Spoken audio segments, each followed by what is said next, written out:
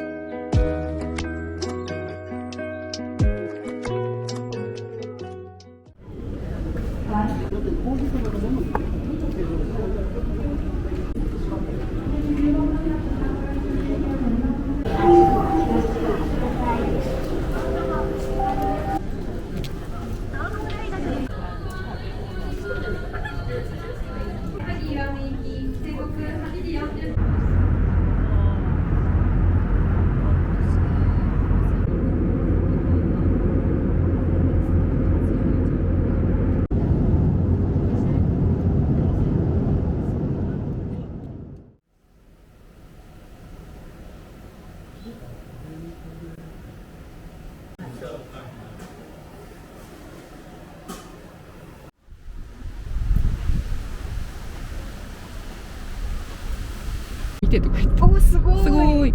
ひまわり綺麗。わあ、ひまわり。すごい綺麗。トウモロコシかな、下。あ、これトウモロコシっぽい。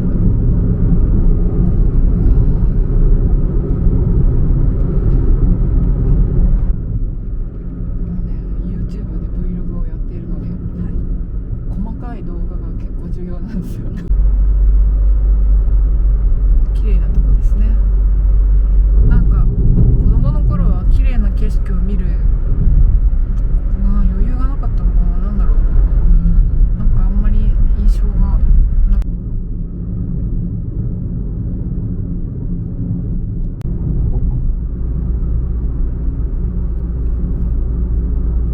徳島綺麗だね。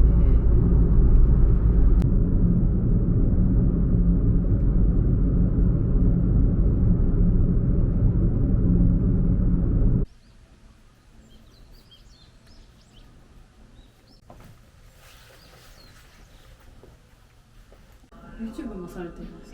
なってます。いろんな動画、アフリカの旅動画とか。顔出しはされてるんです。あ、してるんですけど、今日なんかもうミスっていいらしい。なんか徳島新聞。なんだ。夏っぽい。あ、まあそうですね。穏やかではある。ね、そうだね。何ですか。ゴープロではない。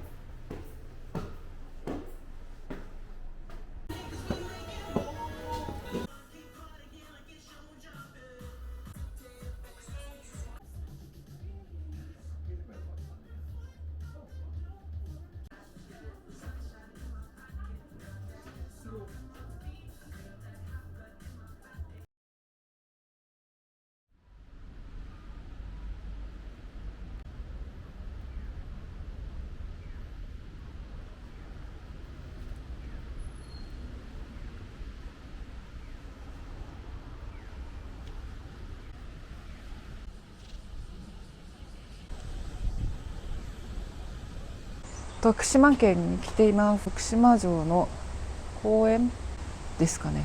徳島城公園わかんない、そういう名前なの。いろいろ予定があって徳島に来たんですけど、雨雲の集まる時を2025年5月に出版しました。作家ベッシー・ヘッドさんの1968年の小説の日本語訳ですね。でこれをもう足掛け何十年とかけて、もう28年ぐらいとかかな、出版したんですよ。出版してからいろんなことがあって、すごくありがたいなって思うようなこと、感動的なフィードバックいろいろいただいて、すごくありがたいなって思うんだけどね。風が強い。なんで徳島県かというと、まず私の父が徳島県出身なんですよね。徳島市なんだけど、ここ徳島市からちょっと車で小1時間ぐらい行ったところの神山町っていう山あいの小さな町のね出身なんだけど、そこはね昔の造り酒屋なんですよ。なんか江戸時代だかなんかに建てられたすごく大きな造り酒屋の建物があって、ひいじいさんの代で造り酒屋やってたんだけど、私の祖父ですね、おじいさんの代は小売りの横山酒店っていうね酒屋をやっていて、でそこが十何年か前にもう私の父の代でね閉めてというか、もう祖父母が亡くなったので、父がもうその古い先祖の家を片付けたんですよね。で綺麗にして人に譲るかっていうことでずっと探ってたんだけど、十数年前にその横山酒店の建物がある方の手に渡ったんですよね。女性の方で、私とそんなに年齢が変わらないと思う、私よりちょっと年上ぐらいの女性なんだけど、その人が買ったと。横山酒店の建物をリノベして、で古民家ビストロみたいなのを開いて、その後今は B&B になってるみたいなので、とにかくこうすごく素敵な建物で美しくなって、それは本当に良かったかなって思うんですけど、でそれが十数年前なんだよね。でも私その人は直接は知らないんですよ。私の弟はねちょっとやり取りをして知ってたみたいなんだけど、ごめんなさい、さっき喋ってたところで東屋でいい感じだったんだけど、おじさんが来て突然体操し始めて、うわーうわーってずっと言ってて、ちょっと撮影できる感じがなかったので移動してきました。はい、神山町ね、その神山町が父の出身で、横山酒店が人の手に渡って、でおしゃれなビストロで今は B&B になってるんですけど、私は私でいろいろ国際協力系の開発コンサルタントの仕事もしてきて、で長年ベッシーヘッドの本を翻訳出版したいと願っていろいろ試行錯誤して苦労してきたんだよね。でそんな中でさ、なんかこうモヤモヤっとした思いがあって、複雑で自分の心の中でたった一冊のベッシーヘッドの本の翻訳出版が実現できていない自分っていうものへの不甲斐なさっていうかモヤモヤがすごくあって、で自分がそんなたった一冊の本の出版もできないで、いろんな出版社に断られまくって、断られ続けて、でコンサルタントの仕事もなかなか応札した仕事が取れないのが連続して続いたりとかして、うまくいかなかった時期も長かったりして、そんな中私は神山町のその家というか、その新しいオーナーさんとコミュニケーションを取ったりとかすることも避けてきたんだよね。なんかこう向き合う心の準備ができてなかったの。これすごい私の個人的な話ね。私の個人的な話で相手には何も関係ないんだけど、なんか私がたった一冊の本の出版もできていない中で、先祖代々の家を守ることもできなくて、もちろん私にはそんなキャパはないしお金もないけど守ることできなくて、私と、ほぼ同世代というか年齢がすごく近い女性が一人で買うっていう、でそしておしゃれなスポットにしてしまう。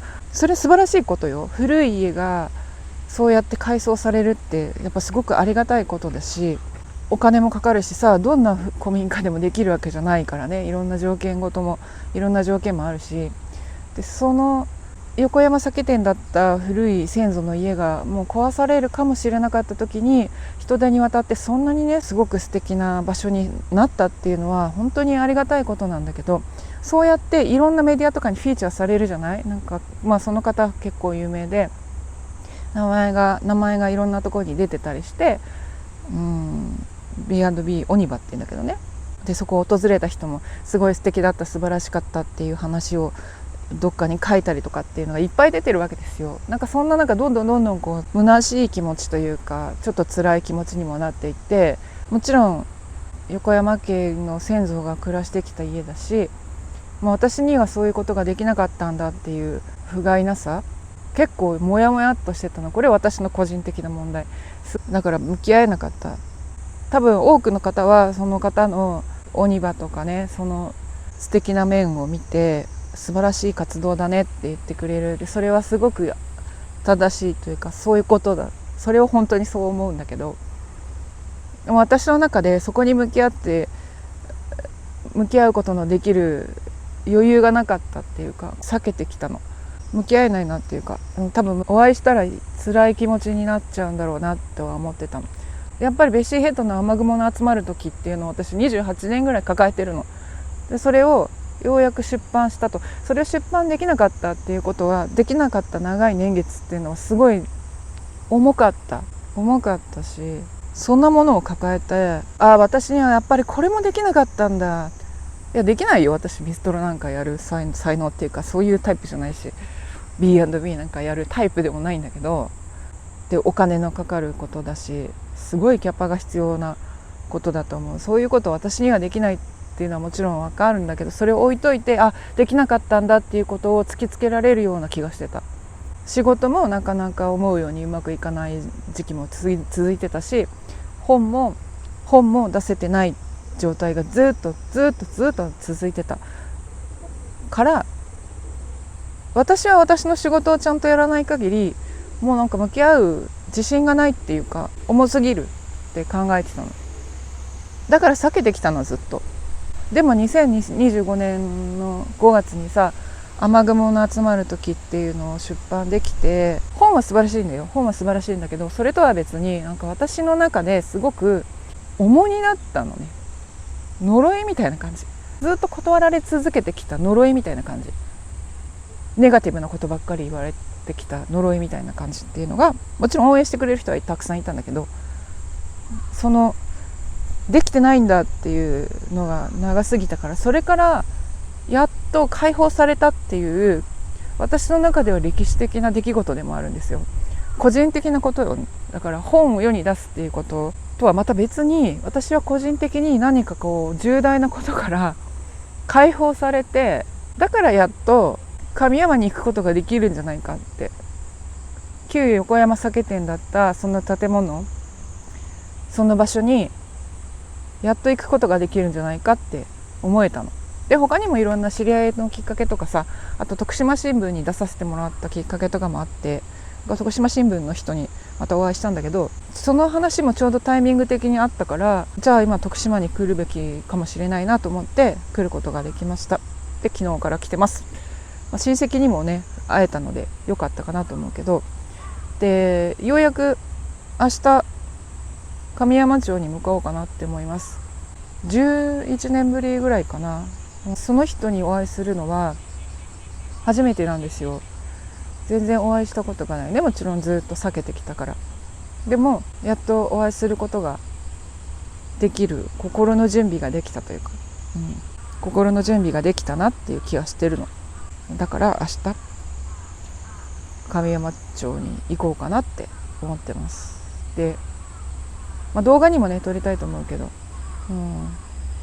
その家がどうなってるのかなとか、私にとっておじいちゃんおばあちゃんの思い出とかがたくさんあるし、父にとってはもう生まれ育った家だし、先祖おじいちゃんひいおじいちゃんもその先祖が住んできた家だから、なんかそこに訪れるっていうことは一種のちょっと儀式的な気持ちもあるし、でシーヘッドさんの本を出版したっていうことで、単なる出版っていうこと以上にすごくいろんなことが私の中で起きていて、私の人生の中で起きていて、本当にいいきっかけなんだろうなと思います。これから先私は多分新しいフェーズ、雨雲の集まる時は出版できていないっていう自分を脱皮したので、もうそこから抜け出したので、その長い長い呪いのようなものから解放されて、で次のことができるかなっていうふうに思ってる。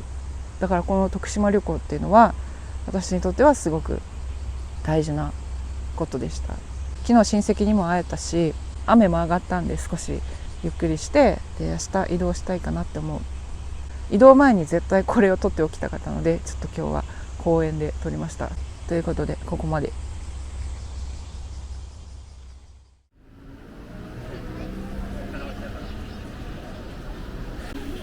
これちょっとかわいい。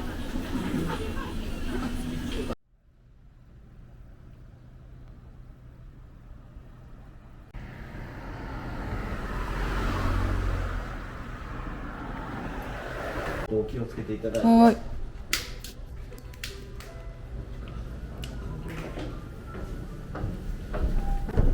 わ、すごい。なので。そして暑いですけどね。わ、すごい。申し訳ないんですけど。あ、すごい。このものとかは、いつかは置いてて、実際まだ使うんですか？簡単なものは作ったりとかしてるみたいなんですけど、ここがそれぞれの作業台だったらしくて、はい。こんな感じで道具が。残ってて、このそれぞれ一人一つの作業台で作業をして、上でそういう加工をして下に出荷というか、ここに引っ掛けるとこがあるんですけど、であれかけてるやつをそこへかけて上げていくと持ち全部上がるんですよ。持ち上がるんですね。はい。すごい。でこれは小窓なんですけど。本当だ。下が見える。大丈夫ですか？はい、抜けたりしません？大丈夫です。ちょっと怖いですけどね。確かにちょっとこれでもかなり綺麗にというか。あ、そうですか。とかもしたんですけど。はあ、素敵ね。映画とかに出てきそう。でも本当に映画みたい。当時のその前とかではないんですけど、はい、やっぱり何でもかんでも自分たちで作ってたみたいで、の自分たちで作ったりとかつけたんだと思うんですけど、すごいレトロ。部品自身をっていうよりかはどっちかというと鋳型だったりとかそういうのに近いというか、型にして作って、そうですそうです。あっちにも行っちゃった器用ですよね。おお、本当ですか？私は大好きですけど、あ、本当ですか？何するのかって感じですか？私は。いやいや。ざーっと撮りたい。違う場所であります？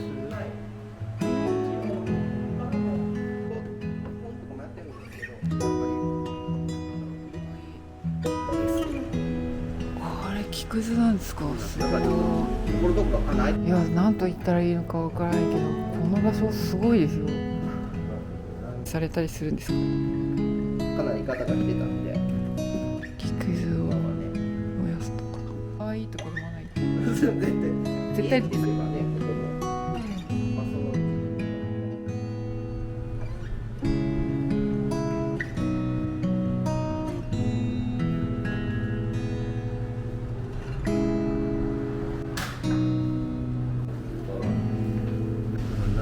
可愛い。あ、すごい。ナルトなのかな。こっちはね、ナルトのあれっぽいけど、じゃあペンの納品場所だったりとか、そんなのを書いてて。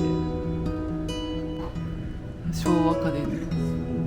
霧ヶ峰だった霧ヶ峰ってこんなんだった。夕方こっちでいろいろやったりしてるんですけど、とか。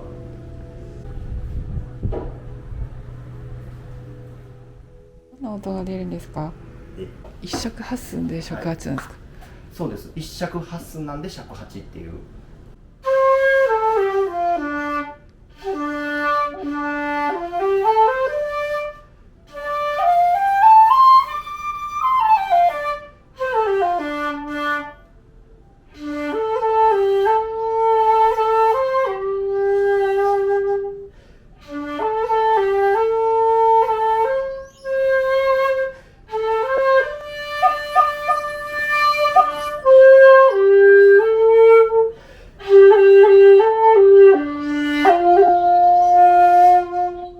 みたいな感じの。